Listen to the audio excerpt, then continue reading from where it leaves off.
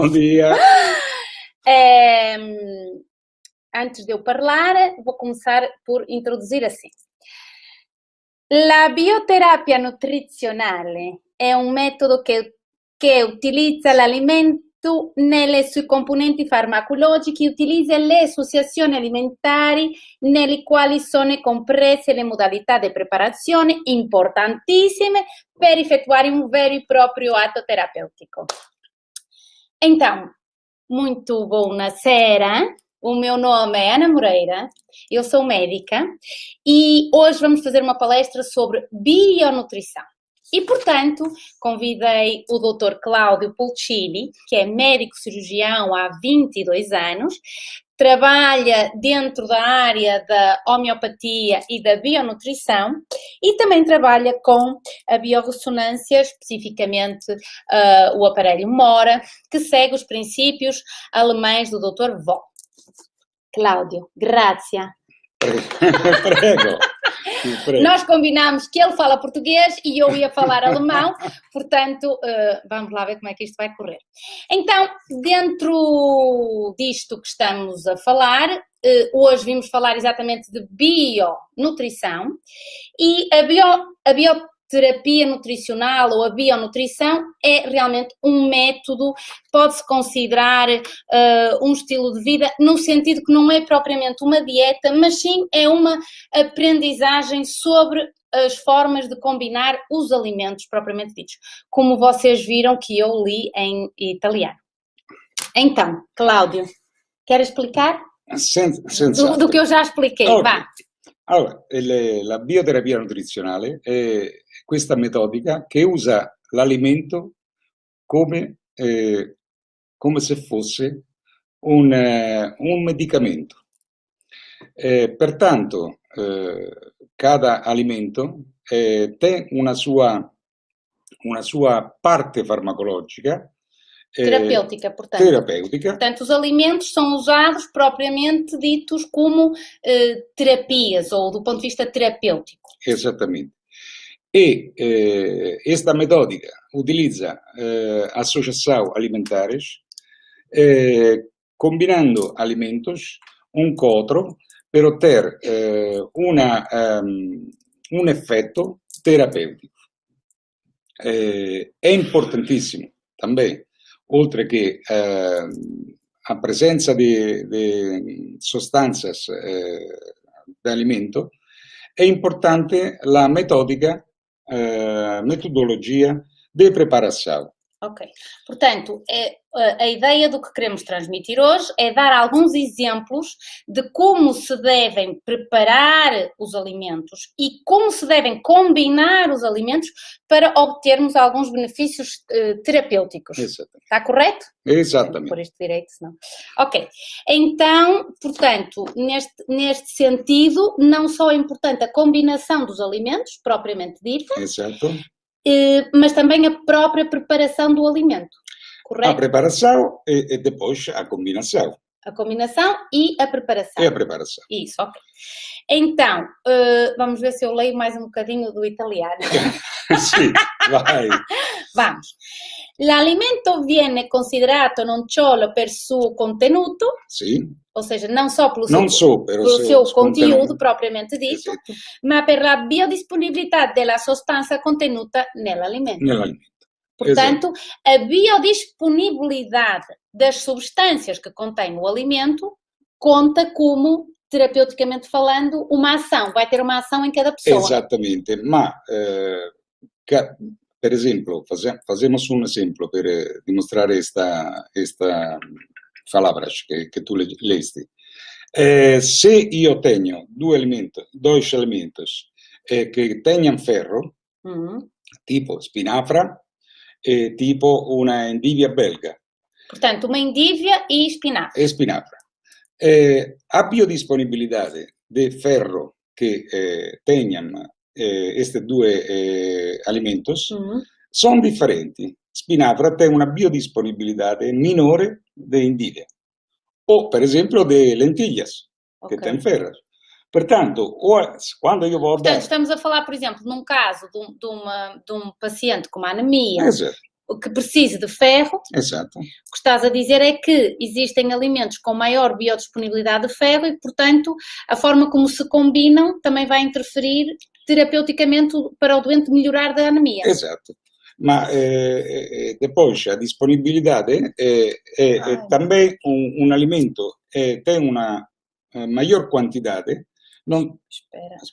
Espera, porque já fiz as neiras aqui.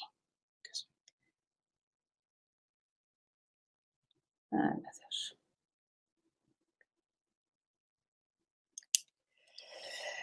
Ai, bom.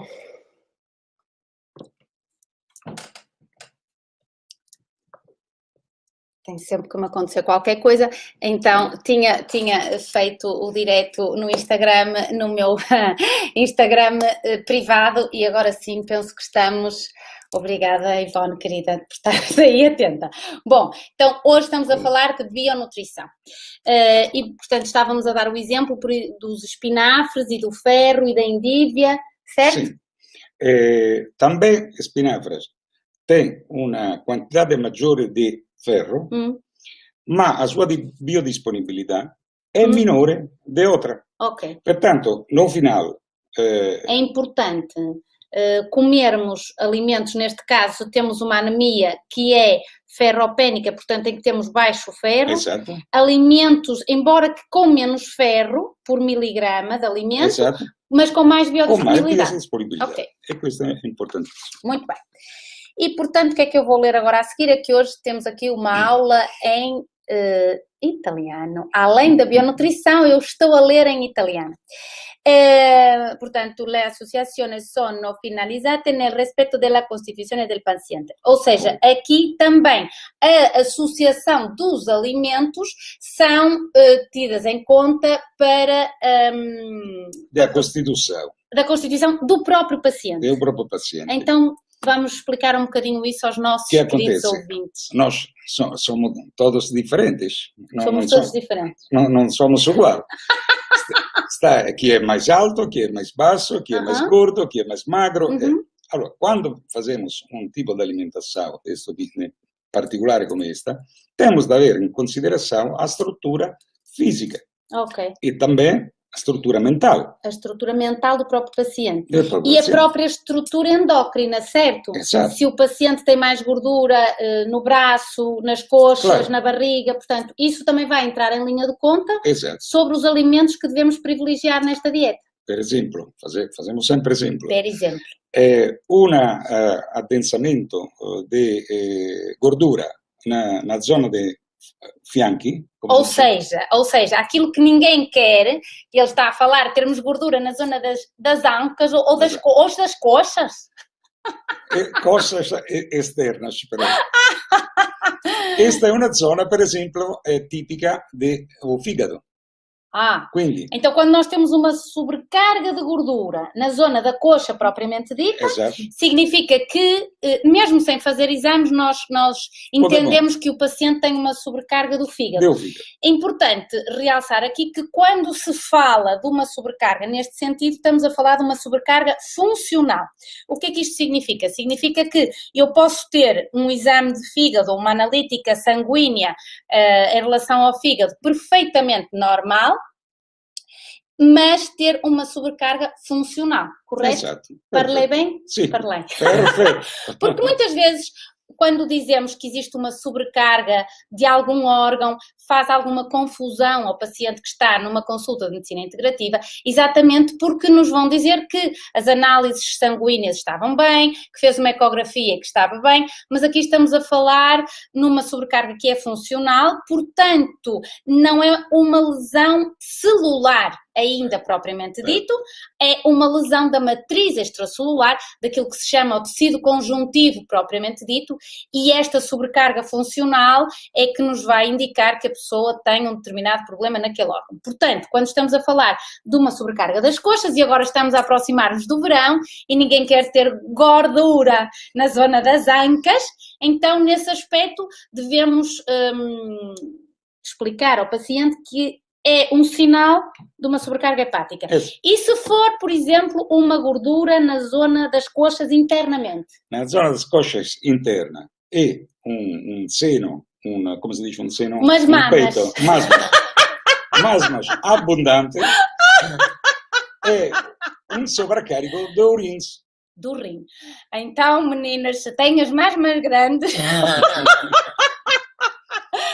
e gordura no meio das coxas, já sabemos que tem uma sobrecarga E também renal. outro signo Do rim. são glúten Glúteos. pequeni.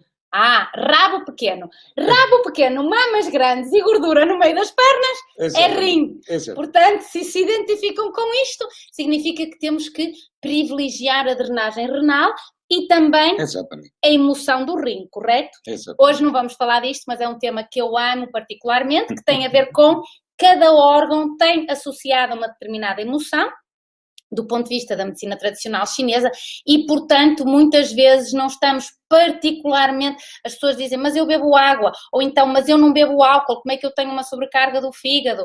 É importante entender que a emoção que está associada a este órgão, se estiver bloqueada, ou se pelo contrário estiver demasiado, como é que eu hei de dizer, a ser demasiado utilizada, por exemplo, o medo, certo? Sim, quando temos o medo é típico de urins. Do rim. Então, se temos uma pessoa muito preocupada com algo porque tem medo de qualquer coisa, de perder o emprego, de perder a mulher, de perder os amigos, de perder a casa, do futuro, o medo do desconhecido, o medo do futuro, então há pacientes tipicamente medrosos do ponto de vista da constituição, então nós sabemos que esta pessoa pode ter uma sobrecarga do rim, do ponto de vista da medicina tradicional chinesa. Ou também uma perda exagerada de energia. Não temos a nossa energia ancestral que está no rins. Porque o rim tem a ver com, também, se vamos associar, por exemplo, com a medicina ayurvédica, tem a ver com a energia ancestral, ou seja, a nossa energia básica propriamente dita, aquilo que nós trazemos connosco, e a energia ancestral também está associada com o rim e, portanto, pode ser uma pessoa que se queixa, que está cronicamente cansada, com dificuldade em adormecer, etc. E nós sabemos então que esta pessoa tem ali um problema no rim. E, portanto, já falamos na parte interna da coxa, na parte externa e agora a barriga. Abdômen. Abdômen é a parte do pâncreas. Pâncreas, meus amigos. É a zona de açúcar. Açúcar. É a zona de doces. Dos doces. Onde se vai acumular é aqui, na barriga. Não só doces, mas quando estamos a falar de açúcar também podemos falar de hidratos de carbono refinados, certo? Sim. Então explica um bocadinho melhor o que são os hidratos de carbono refinados e a associação com abdômen com gordura. Dunque, idrato di carbonio è quello che costituisce também a massa, che costituisce os bolos, os doces. Sono idratos di carbonio a lento rilascio. De absorção lenta. Eu sei falar italiano. Deve solução lenta. Ok, exatamente. Perché non è só a componente d'azúcar, mas tem outros componentes. Portanto, o rilascio Portanto, o que tu estás a dizer é que existem hidratos de carbono de absorção lenta, portanto, quando nós comemos, vão para o sangue de uma forma lenta. E isso é importante porque não vai dar uma sobrecarga ao pâncreas, correto? Portanto, não vai dar um pico de glicose, que será o açúcar no sangue muito rápido, e depois seria uma descida muito rápida. Isto é uma coisa muito importante. E existem os hidratos de carbono de absorção rápida. Quais são estes? É açúcar, quello raffinato. Açúcar branco. Açúcar branco. Açúcar branco e tudo o que tem açúcar branco. Exato. Ou seja, bolachas, bolos, doces, gelados. Sim, mas quando a bolachas, por exemplo, é junta com ovo, farinha, fa um tipo de alimento que é mais a deixar. Então, portanto, podemos dizer a quem nos está a ouvir que se fizerem as bolachas em casa e juntarem uns ingredientes melhores, exatamente, a absorção do açúcar vai ser mais lenta. Sim. E, portanto, não nos vai fazer tão mal. Não. E, portanto, não vai fazer inchar a barriga. Não. Correto? Claramente, se tende a comer uma certa quantidade. Poucas bolachas. Não é que pode. Poucas bolachas. Ok. Então, só para as pessoas perceberem, e para recapitular, o abdômen com gordura tem a ver com o pâncreas, propriamente dito, e tem a ver com a absorção. E que sentimento ou que emoção está associado ao pâncreas? O pâncreas é um tipo... obsessivo. Mas é reflexivo também. Reflexivo. Ou seja, são aquelas pessoas que estão a pensar muito. Exato. Quase ninguém pensa muito, portanto, quase ninguém tem sobrecarga de pâncreas. Correto? Infelizmente, como sabem, todos nós estamos a pensar cada vez mais, a preocupar-nos cada vez mais. Este pensamento é um pensamento de muita reflexão, quase obsessivo sobre um tema. Eu penso e vou pelo ângulo da esquerda, pelo ângulo da direita, e, portanto, esta é a sobrecarga do pâncreas propriamente dito. Ok. E depois c'è l'ultima, diz-me, una zona, che è questa perto daqui. Perto do cachaço. Aqui, se non sei come si chiama questa zona. Esattamente, è una zona surrenale. Dos suprarrenais. Muito bem. Portanto, quem tem tendência a ter gordura na zona do cachaço, como se diz em português, na nuca, propriamente dito, Sim. Tem a ver com uma sobrecarga de um órgão que fica em cima do rim, que se chamam as glândulas suprarrenais, e estas glândulas também têm a ver com a energia ancestral, correto? Tem a ver com todo o sistema nervoso simpático, portanto, quando nós temos stress, estamos a ativar muito estas glândulas e portanto, vamos ter tendência a acumular a gordura aqui. Ali e tem a parte inferior do corpo que invece é fininha, em contraste com a parte superior. Ok. Então, quando tem mais gordura na parte de cima e menos gordura na parte de baixo, temos a tendência a pensar, vamos pensar que é um diagnóstico indireto de uma sobrecarga das glândulas suprarrenais. Sim. E, portanto, já estamos a misturar os assuntos todos, como sempre, mas não importa. Portanto, agora vamos dar exemplos. Se calhar podias dar um exemplo, porque temos aqui para conversar sobre a utilização dos alimentos nas várias patologias, mas para concluir este assunto, podemos dizer algo que seja interessante para as pessoas que se identifiquem com isto. Por exemplo, quem tem tendência a ter gordura aqui e ter o corpo fino, portanto, tem uma sobrecarga das suprarrenais, o que é que tu aconselhavas a comer? É o sujeito, é a pessoa mais difícil de tratar. Ok, é a pessoa mais difícil, portanto, se estiverem nestas condições, marcam consulta, não se fala mais nisso. Não, ok, não está resolvido. Uma coisa que não tem de comer é tudo hidrato de carbono. Tipo massa, pão, etc. Não podem comer hidratos de carbono, esparguete, pão, bolachas e com isso esperemos que se ajude. Ok. E a tendência a ter na barriga especificamente, portanto, uma sobrecarga de pâncreas, o que é que tu ajuda? O que é que podemos ajudar? Allora, aqui temos de estimular ou diretamente ou indiretamente o metabolismo da pessoa, em modo que vá consumir açúcar. Ok. Não? E não se vai Portanto, quer dizer que estas pessoas têm tendência a um metabolismo mais lento, digamos assim. Digamos assim. E como é que podemos estimular isto, assim, allora, para quem não está podemos estimularlo attraverso una stimolação do fígado. Estimular o fígado. Ou indiretamente estimular a tiroide, que vai a fazer trabalhar o fígado. Que vai trabalhar o fígado precisa de açúcar para trabalhar, certo. E quindi tira açúcar e vai buscar o açúcar à gordura abdominal, Exato. Digamos assim, aos adipócitos, ok? E fica tudo feliz e contente. Ok, e então como é que nós podemos estimular o fígado? Nesta perspectiva, sem ser beber uns copos, não vamos falar em beber copos, portanto, como é que podemos estimular o fígado? Que alimentos é que tu aconselhavas? Ou que preparação de alimentos? Porque, como dissemos, os alimentos e a preparação dos alimentos são importantes nesta filosofia que é a bionutrição. Explica. O que é que estimula o fígado? São ovos. Ovos que? Fritos, calfados, cozidos? Em geral, é sempre ovos. Então, vamos falar de ovos biológicos, portanto, são chamados ovos de galinhas saudáveis, galinhas felizes, são as galinhas que não são galinhas de aviário, ou seja, são ovos de galinhas que correm, que se mexem, que andam no campo, na quinta e nunca ovos de aviário. Ok? Quanto a isto, acho que estamos... Allora, in generale, ovo stimola o fígado. Ok. Agora, a máxima stimolação è data da ovo cozido. Ovo cozido. Questa è a máxima, ma ovo cozido è o mais indigerível. Ai, meu Deus, ok. Portanto, quando vou fazer uma estimulação, temos de haver características de com o paziente. Se tu tem um paziente que tem um sobrecargo de fígado, o fígado não está a trabalhar bem, é preguiçoso a vesícula biliar, Preguiçoso. tu não pode dar Não posso... uno stimolo tão molto forte, forte, perché sennò vai a bloccargli tutto il fegato. Ok.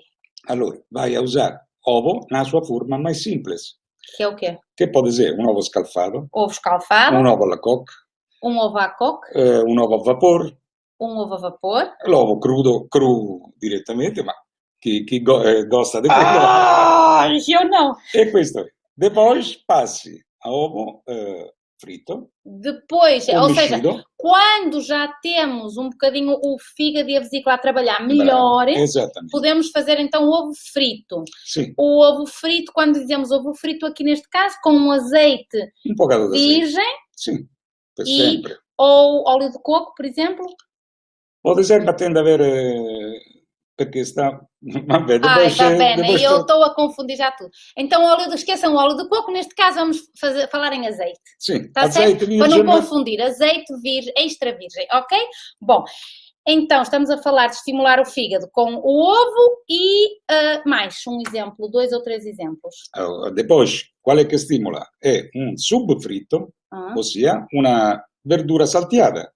Portanto, se fizermos umas verduras salteadas, quando diz salteadas, com pouco azeite. Con un poco d'azeite, aglio, insomma, quello che è, ma quella modalità di cottura già va a stimolare o fígado. Portanto, a própria cozedura, deste caso de fazermos umas verduras salteadas em azeite, em pouco azeite, também azeite extra virgem, vai dar um estímulo hepático. Un pequeno stimolo hepático. Non è molto grande. Depois, há também una carne, un pesce na sartén, pode stimular. Quello che stimola mais è a gordura. A gordura. Pertanto, se io faccio Explica. un ovo fritto, è a stimolação de ovo mais a gordura de azeite. Do azeite, ok. E neste caso específico, em que queremos aumentar o metabolismo do fígado, porque pressupomos que está bloqueado pela gordura abdominal, Sim. Então podemos fazer um ovo frito, por exemplo. Mas tende a estar sempre bem a funcionalidade do fígado. Ok. Portanto, comecem primeiro pelo ovo cozido, o ovo escalfado, o ovo a vapor e depois é que passam para o ovo frito, correto? Exato. Ok. E que mais? Podemos dizer mais assim, portanto, a carne e o peixe já falaste. Indiretamente pela tiroide. Com a tiroide. Portanto, chi è che stimola a tiroide? Portanto, a tiroide é uma glândula endócrina que fica situada no pescoço, do ponto de vista da medicina ayurvédica tem a ver com o quinto chakra, portanto vai ter a ver também com a nossa emoção, que tem a ver com a criatividade, já não com a criatividade dos filhos, que esse é o segundo chakra, porque o segundo chakra e o quinto chakra, o meu segundo fica aqui debaixo, vocês não estão a ver. Meus ovários. E, portanto, tem a ver com a nossa criatividade, já não dos filhos, mas a criatividade dos projetos e daquilo que nós fazemos na nossa vida. Ok. E, portanto, como é que tu achas que podemos então ajudar? Per esempio, chi è che stimola mais a tiroide? È o iodio. O iodo. O iodo. O iodo. O iodo si incontra no pesce. No peixe. Portanto, no peixe de mar. No peixe de mar. Não peixe da aquicultura. Claro. Portanto, se forem comprar peixe da aquicultura, bebam água. Ou também peixe de água doce. Sim, mas o peixe que é de água doce, ok. Mas o peixe que for, digamos, de elevamento, de aviário, peixe de aviário, não compram. Correto? Ok. E que peixe então tu aconselhavas? Exemplo, o peixe que tem mais iodo? Per esempio, bacalhau, atum, salmão. Salmão. Tenha uma dourada. Este peixe... Cavala? De meia, como se diz? De meia taglio. Sim. O tamanho do peixe deve ser médio, exatamente porque aqui remete-nos para os metais pesados, correto? Ou seja, os peixes de maior porte, às vezes quem tem famílias grandes tem tendência a comprar um peixe maior para dar para toda a família. Aqui aconselhamos a comprar um peixe menor, ou 2 peixes neste caso, exatamente porque o peixe de maior porte já tem mais metais pesados e não é isso que nós queremos, ok? Correto.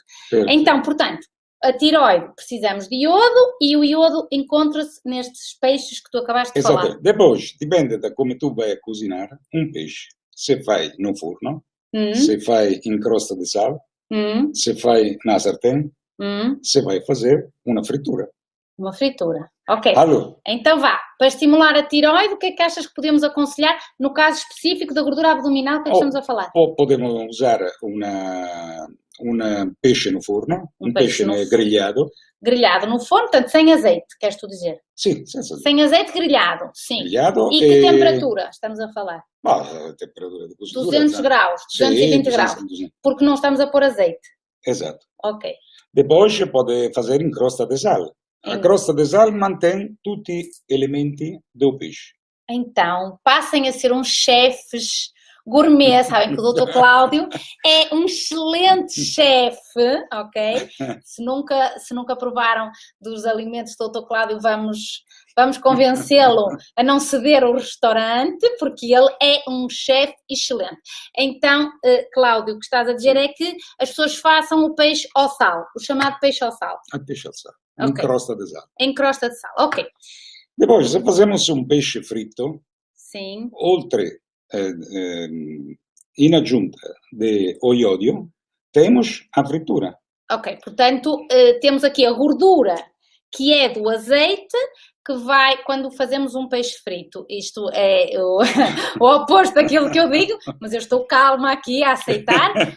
Precisamos de ouvir coisas novas. Vamos lá. Portanto, Cláudio, podemos deixar os pacientes comer peixe frito? Peixe frito, mas sempre tem de haver uma boa funcionalidade do fígado. Ok. Primeiro tem que se assegurar que o fígado esteja em condições e depois podemos estimular a tiroide através de um peixe frito se tivermos o fígado a funcionar. Muito bem. Ok, então agora vamos passar ao próximo ponto que eu tenho aqui, que tem a ver com o material que usamos para cozinhar. Então, por exemplo, antigamente usávamos o cobre. Acho que tenho para lá ainda umas panelas de cobre. O cobre tinha esta facilidade, porque era fácil cozer. Fácil da cozedura. Expande muito bem o calor. A liga metálica expande o calor, ok. Portanto, façam o favor de comprar umas panelas de cobre. Agora não se usa quase mais. Mas vão à feira. Na feira há panelas de cobre. E depois o ferro. O ferro era outra antiga material. Nem dá agora, quem tem placas de indução não dá ferro, mas pronto. Não dá. E o ferro era importante? Era importante em caso de anemia. Em caso de anemia. Que cozinhava dentro uma panela de ferro, podia usufruir do ferro da panela mesma. Certo, ou seja, o próprio ferro do material ia para o alimento. Isto seria bom em alguns casos. Ok. Depois temos as panelas de alumínio, por exemplo, ou as frigideiras, que é o que nós hoje em dia quase utilizamos. De alumínio, por exemplo, é ótima para cozinhar porque mesmo expande o calor em modo rápido e uniforme. E uniforme, portanto, tudo bem. Depois o vidro. Só que cobre e alumínio não pode ficar dentro deste panelas o alimento, porque depois se vai a emprenhar de alumínio e de cobre. Ok. Ouviram este conselho? Portanto, se cozinharem com panelas de cobre ou alumínio, temos que retirar no fim da cozedura, correto?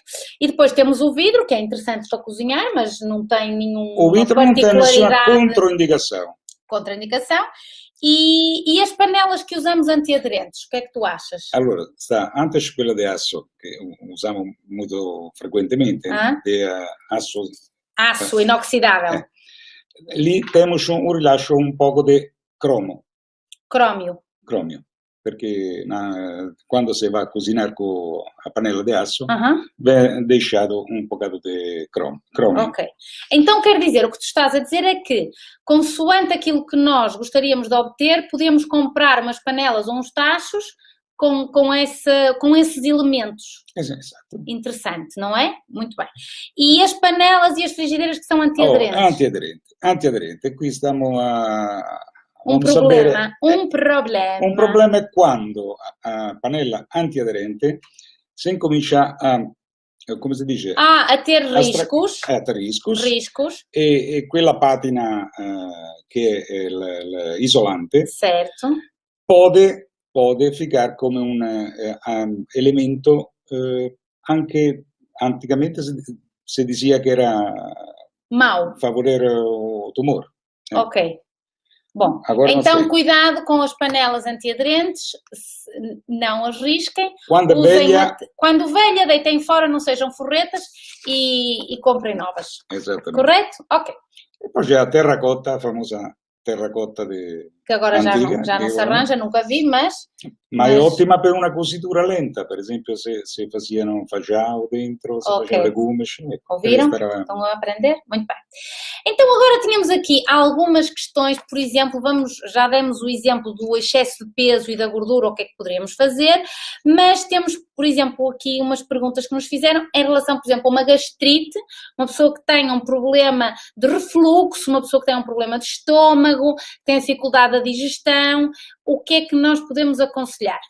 Allora, innanzitutto, quando temos problemas de estômago, de refluxo, e gastrite, temos succhi gastrici, come si dice? Succo gastrico.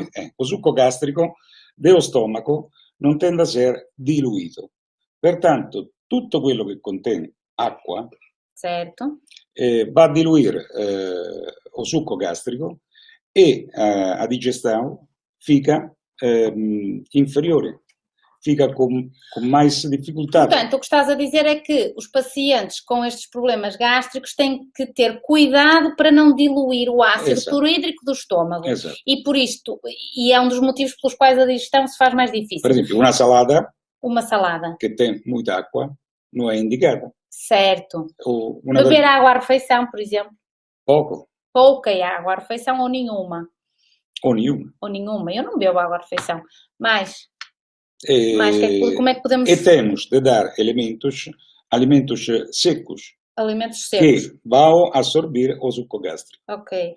Portanto, vai a escolher uma verdura que contém menos água. Menos água. Portanto, verduras...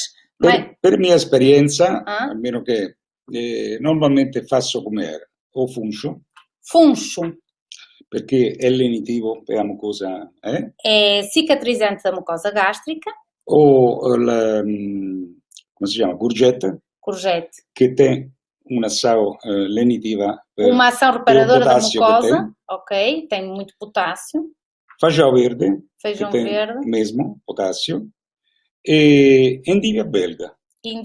Muito bem. Estes são os exemplos quando estamos a falar de um refluxo ou de uma gastrite, como nós já dissemos, para ter algum cuidado por causa do excesso de ácido no estômago. E, por exemplo, uma pessoa que tem problemas de intestino com obstipação.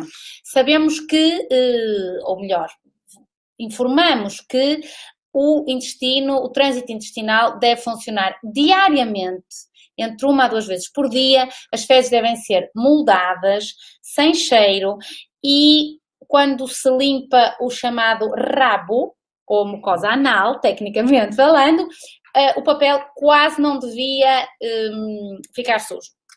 Sei que vão dizer que eu sou louca a falar estas coisas, mas quero lá saber, é porque não sabem, porque um paciente que diz que o intestino funciona bem e quando se pergunta quantas vezes funciona, diz que funciona 3 em 3 dias, só porque está assim desde a infância. Então, temos que ter cuidado, perceber que o intestino tem que funcionar diariamente, 1 a 2 vezes por dia, não deve dar dor e devemos ter a sensação de esvaziamento quando se evacua, devemos evacuar em jejum.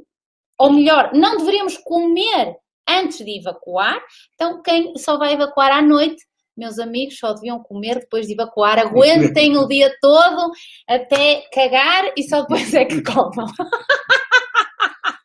Bom, ainda não tinha dito nenhuma asneira. Vá bem. Então, na obstipação, sabemos que é uma coisa um bocadinho mais complicada, mas vamos tentar dar 2 ou 3... Mas também aqui temos de ver como é o paciente que temos em frente. Ora, portanto, sempre muito importante a personalidade da pessoa e a constituição física. O seu estilo de vida, etc. Ma quando ho obstipação, generalmente è un fegato che sta in difficoltà e a sua vesícula biliare che è preguiçosa. E questo dà fezes secas, forma un tappo, come si dice un tappo? Um tampão, Un sim. tampão, ou fezes caprine. Fezes de cabra. De cabra. Portanto, bolinhas de azeitona. Exatamente. Então, quando cagam bolinhas de azeitona, já sabem que o fígado, o fígado está com o metabolismo lento e a vesícula biliar está preguiçosa. Exatamente. Correto? Muito bem. E depois, associado a isto, alguma vez tem o paciente que tem hemorroide. Hemorroides, claro, exatamente pela explicação de que o fígado já é um fígado sobrecarregado, então o paciente pode ter hemorroides, pode ter varizes, pode ter cansaço nas pernas, no músculo no gêmeo, que tem a ver com a dificuldade, dificuldade na drenagem venosa, e um cansaço generalizado é muito típico então de uma sobrecarga hepática. Mal da cabeça, alguma vez. Mal da cabeça, então estamos todos mal do fígado. Explica o que queres dizer com isso, mal da cabeça. É um mal da cabeça. Dificuldade de quê? De concentração, de memória? Não, também dor. Dor de cabeça. Desfaleias. Mal é dor. Malada da cabeça. Sim. Bem, ok. Não é que é maluco. Não é maluco, ok. Então, dor de cabeça, de uma forma geral, sim, nós isso sabemos que tem a ver com o fígado e com a vesícula biliar. Ok. Então, voltamos à obstipação. O que é que tu achas que podemos dar? Além de beber água, que isso já muitos pacientes fazem, beber água em jejum, água morna em jejum, água durante o dia. Relembramos que entre 1 a 1,5 litros de água por dia, também não mais do que isso. Hoje em dia já nos começam a chegar pessoas que bebem 2 e 3 litros de água por dia. Eu pessoalmente não sou a favor e tu dizes que não. Também eu não. Senão não estamos de acordo em nada. Também eu não. Ele também não, eu também não, portanto já somos dois. E então... Explico perché. Explica. Perché beber 2 3 litros d'acqua. Ou seja, água em excesso. Sì, durante o dia. È come mandare urine no ginásio per 24 ore.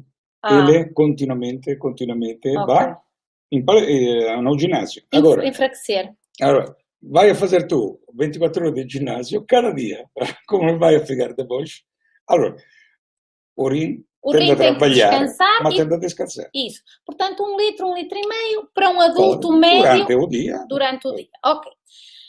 E que mais podemos dizer em caso de obstipação? Então, que seja uma obstipação crónica, difícil. Per esempio, cogumelos. Cogumelos, per esempio, è un alimento che tem muitas fibras. Certo. Pertanto, comer cogumelo significa produrre muitas fibras, che aiuta o intestino. Comerem cogumelos. Una differenza, per esempio, berinjela tem un effetto per mandare de corpo, per mandare a casa de banho. Para fazer cagar. Sì. Berinjela. Bem. Berinjela como? Cozida? Pode fazer na sartén, salteada. Salteada com azeite biológico, extra virgem. Sim. Pouco. Pode fazer no forno, grelhada. A berinjela grelhada. Temperada. Ok. Queste sono le forme, ma ok. Muito bem. Depois, per esempio, o couve lombardo. Couve lombarda. Couve lombarda è outra verdura che manda cagar. Só que tende a fazer. Tende a ser fervida un pouco, que tende a ficar ainda crocante. Certo. E depois ser salteada na sartén com azeite, alho e... Muito bem. Ouviram?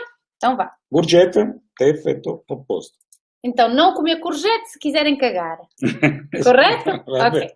Muito bem. E então, vamos lá ver. Nós agora vamos falar de algumas coisas que sejam um bocadinho diferentes. Podermos ajudar as pessoas nesta palestra. Por exemplo, comermos espelta, comermos camute, ou seja, cereais que não seja o trigo propriamente dito, como estamos habituados, a ir à padaria comprar um pão normal, ok?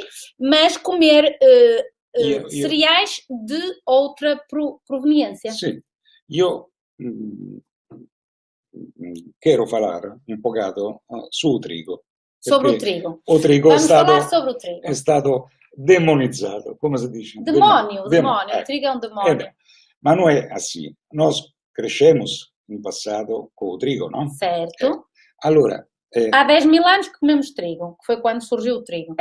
Agora, perché o trigo faz mal? Quasi sempre faz mal. Perché o trigo è importato.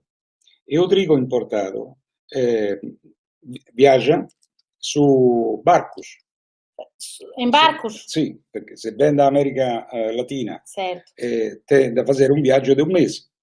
Fazendo um viaggio de um mês, vem tratado com antifunginos, antifúngicos, antifúngico, eccetera, com sostanças que se impregna, que vão empregnar certo, o trigo. Certo. Portanto, quando tu vai depois a moer o trigo, não vai a comer trigo, vai a comer trigo mais toda a porcaria. Okay. Então, portanto, podemos dizer que se comprarmos um trigo biológico, aqui em Portugal existem produtores de trigo nacional, biológico, e moermos o grão de trigo, não fazem comer trigo. Viram?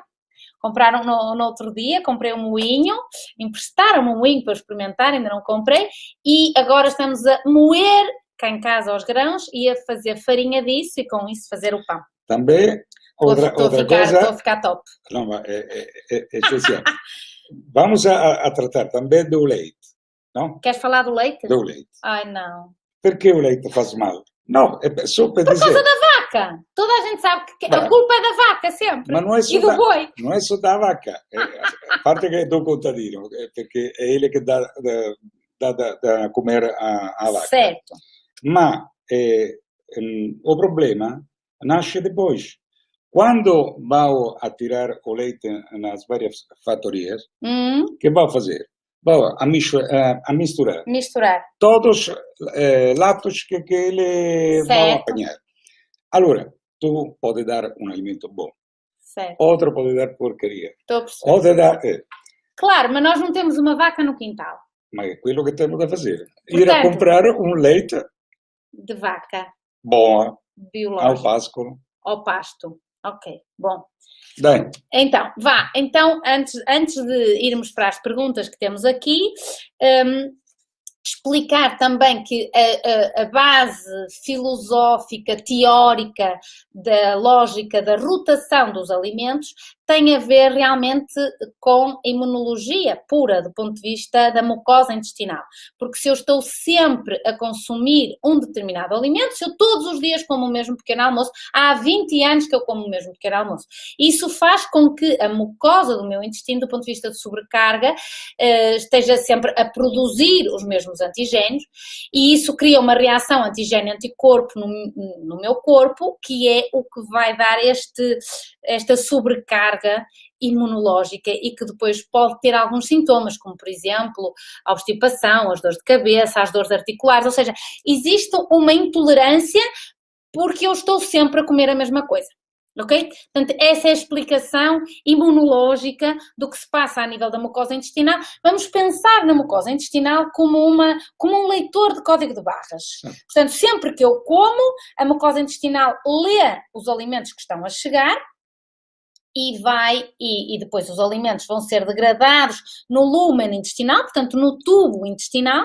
Temos aqui as bactérias intestinais, ok? Que podemos ter em menor ou menor quantidade e com maior ou pior qualidade, ok? E isto indica-nos um diagnóstico que é disbiose intestinal. Quase todos nós, infelizmente, temos disbiose intestinal e, portanto, o que é que acontece? Que logo aqui vai haver um problema na própria degradação do alimento propriamente dito, além de síntese de vitaminas, não é? Porque as bactérias são importantes, as bactérias intestinais, para sintetizar algumas vitaminas. Quando também temos um problema no lúmen, portanto no tubo intestinal propriamente dito, quando o alimento passa para dentro do meu corpo, vamos dizer assim, de uma forma muito simplista, podemos ter uns buraquinhos, que é uma condição conhecida como o síndrome de hiperpermeabilidade intestinal. Significa que o alimento vai passar diretamente para o sangue, sem ser metabolizado pelas células do meu tubo intestinal e portanto, vai causar um sem número de alergias e de intolerâncias alimentares. Yes. Esta é a explicação imunológica de porque é que estamos a conversar sobre isto e porque é que isto é tão importante. E, portanto, a nossa alimentação tende a ser muito variada. Muito variada. E o mesmo alimento tende a ser comido depois de 48 horas. Per dar Portanto, tempo... só podem, nesta lógica da rotatividade, devemos comer um alimento num dia e só repetir passado 48 horas, ok? Então, agora temos aqui mais algumas perguntas, que a pergunta é se devemos suplementar com ômega 3. Quando estamos a falar de suplementação de ômega 3, sabemos que se for inverno, não é? No inverno temos que suplementar mais com ômega 3, exatamente porque os peixes não comem tanto as algas e por isso há mais déficit de ômega 3 e então temos que ter esse cuidado mais no inverno. A outra pergunta que temos aqui tem a ver com o queijo mozzarella de búfala. Eu gosto. Io sei, ma è uno degli è un alimento un poco difficile de digerir. Ok, portanto, cuidado quando... É pior da mozzarella, quella fresca de vaca. Então, nesta perspectiva, sempre importante percebermos a perspectiva que estamos a falar. Nesta perspectiva da digestibilidade, é mais fácil a digestão do queijo mozzarella de vaca. E depois, em termos da carne vermelha, já falamos, portanto, o problema propriamente dito da carne tem a ver com aquilo que se dá a comer aos animais. Claro. Relembremos que os animais hoje em dia já quase não comem relva, não comem pasto. Uma vaca come ração.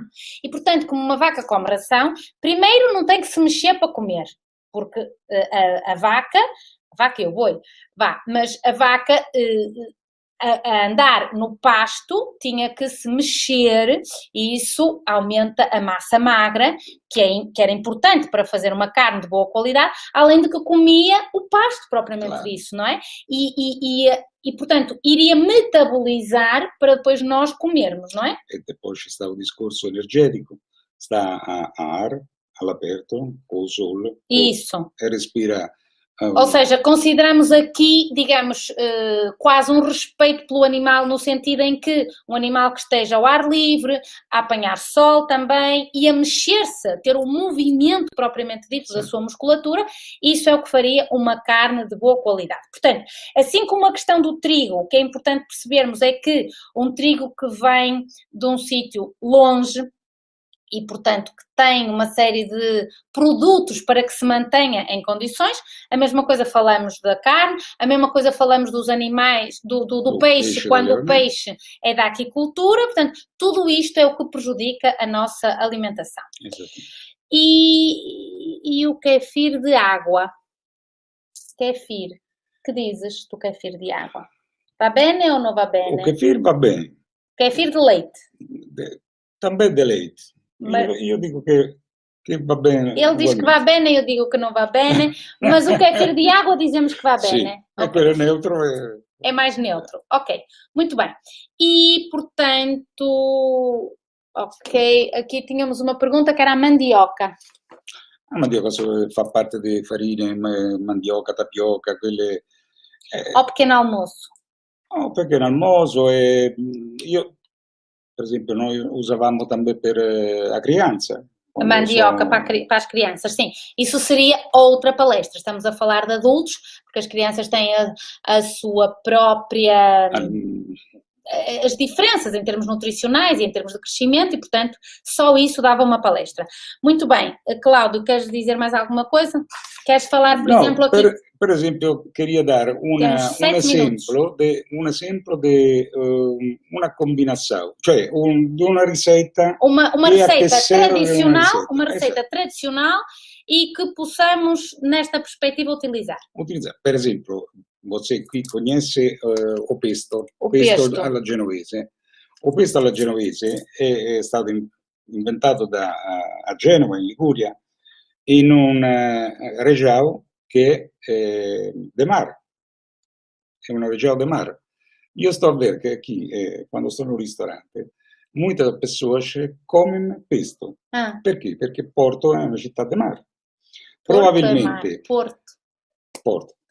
E perché a gente de mare inventò questa ricetta? Porquê? Perché tem manjericão, Manjericão. tem pinhaus, Pinhões.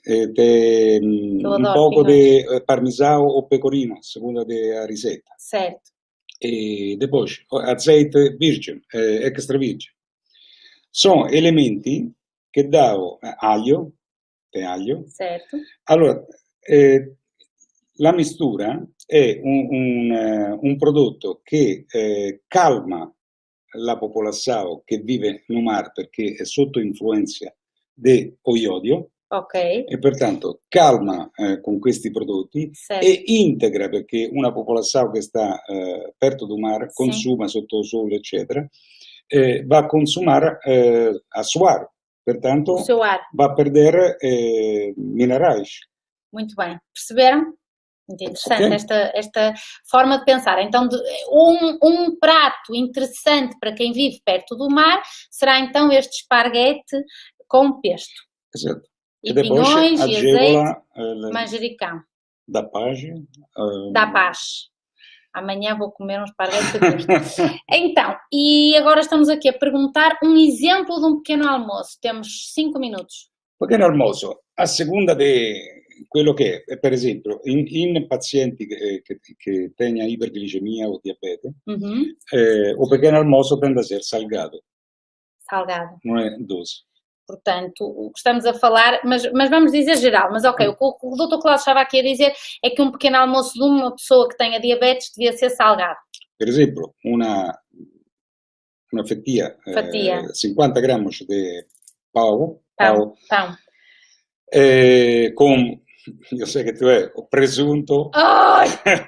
o também un salmão, o também atum, Ok. un uovo cosito, e giunto a un sumo, per esempio, di toranja. Ok, para estimular o metabolismo. Stimolare il metabolismo, ma non vai a introdurre una grossa quantità di zucchero. Certo, interessante. E o pequeno almoço vá para uma pessoa normal? Una persona normale può comer un classico o gallette di bolachas, di arroz, di milho. E con un pocato di manteiga, e un culiere di compota o mel. Ok. Perché? Perché ti dico un pocato di manteiga? Toda a gente gosta mais da dieta do Dr. Cláudio do que da minha. O Dr. Cláudio trabalha no consultório, portanto, podem substituir a minha dieta pela dieta do Dr. Cláudio. Vá, no. Gostam mais da dele do que da minha. Vá. No, a tua è precisa quando tu a inizio vai a desintossicar. Quando temos que desintoxicar e quando as pessoas estão muito mal, que é quando me chegam a mim, estão morrendo. Exatamente. Quando já não estão morrendo. Quando invece una persona sta in condizione normale. Sim, mas em condição normal, mas do ponto de vista terapêutico, então estás a dizer Terapeutico, perché ti dico manteiga? Ma un filo, poco, perché rallenta l'assimilazione di zucchero. Corretto. Allora, se tu fai una bolacha con compota, è tutta zucchero, perché a bolacha também è manteiga com açúcar e uma tosta. Ok. E se não quisermos comer a tosta, por exemplo, não quisermos comer um hidrato de carbono? Per esempio, io do muitas vezes un bolo fatto in casa. Um bolo. Uma fatia. Um bolo, portanto, estás a dizer um bolo seco. Um bolo com farinha, vamos supor, de camute. Sim, ou de espelta, para me agradar, com ovo biológico. Exato. E pomos mel nesse... mel ou um açúcar integral, quello che pode... que gosta mais. Ok. E então, mas isso são hidratos também? Questi sono hidratos. E depois vai a porre un sumo che pode ser sempre de toranja, che pode ser de fruto vermelhos. O Dr. Cláudio gosta de sumo de toranja. Vamos lá provar os sumos de toranja do Dr. Cláudio, vá. E um fruto de sumos vermelhos. Frutos vermelhos? Sì, ma no não comprado. A dificuldade é quella comprado, tem sempre açúcar junto. Não, já existe. Por exemplo, existe sumo de romã, com pacotes de sumo de romã que são naturais. Que são naturais. E não têm Mas se uno faz em casa, é melhor com uma centrífuga. Ok. E o que é que tu achas, por exemplo, de fazermos um sumo detox de manhã? Com couve, com maçã, clorela, spirulina. Sim, pode fazer. Concordas? Concordo, questo concordo. Posso concordar, anche centrifugado de verdura. Um batido com quê? Com couve? Com couve, pode ser, mas também com... que estava? Com pepino. Pepino, couve. Com aipo, per esempio. Com aipo. Questi sono tutti concentrados que vão ajudar a desintoxicar. Vão a limpar e vão a estimular o metabolismo. E a estimular o metabolismo e, portanto, vamos ficar melhores da cabeça. Exato. Que é o que a gente quer. O aipo em particular. Muito bem. Limpa. Muito bem. O cheiro. Pronto, estamos mesmo a acabar. Queres dizer mais alguma coisa? Addio. Goodbye. Goodbye. Una buona notte. Una buona notte. Grazie per averci ascoltato. Gostei muito de ter aqui. O Dr. Cláudio trabalha também além de ser um homeopata excelente e ter estudado medicina tradicional chinesa, além, obviamente, da licenciatura em medicina, o Dr. Cláudio trabalha numa área que é a biorressonância, como eu expliquei. Um item dos quais faz a biorressonância é o teste dos alimentos que nós deveríamos ter cuidado ou que somos intolerantes, e nesse caso o que fazemos quando tu fazes este exame é evitar esses alimentos, correto? E também dizer às pessoas que esta evicção desses alimentos pode não ser para sempre, não é? Não. Até a mucosa intestinal estar reparada. Exato, e, portanto, imunologicamente isso depois vai fazer com que já possamos tolerar ou não. Há alimentos, por exemplo, que eu não tolero, há outros alimentos que eu já passei a tolerar com o tempo. E outras pessoas, então, passei a tolerar com o tempo. Bom, muito obrigada por terem estado aí. Foi um prazer, Cláudio. Grazie. O prazer é estar comigo. E qualquer dúvida que tiverem ou sugestão, pelos canais habituais. E, por favor, partilhem a palestra e subscrevam o nosso canal do YouTube. Brevemente vamos ter vídeos exclusivamente colocados no YouTube. Portanto, façam o favor de subscrever. Até à próxima. Boa noite.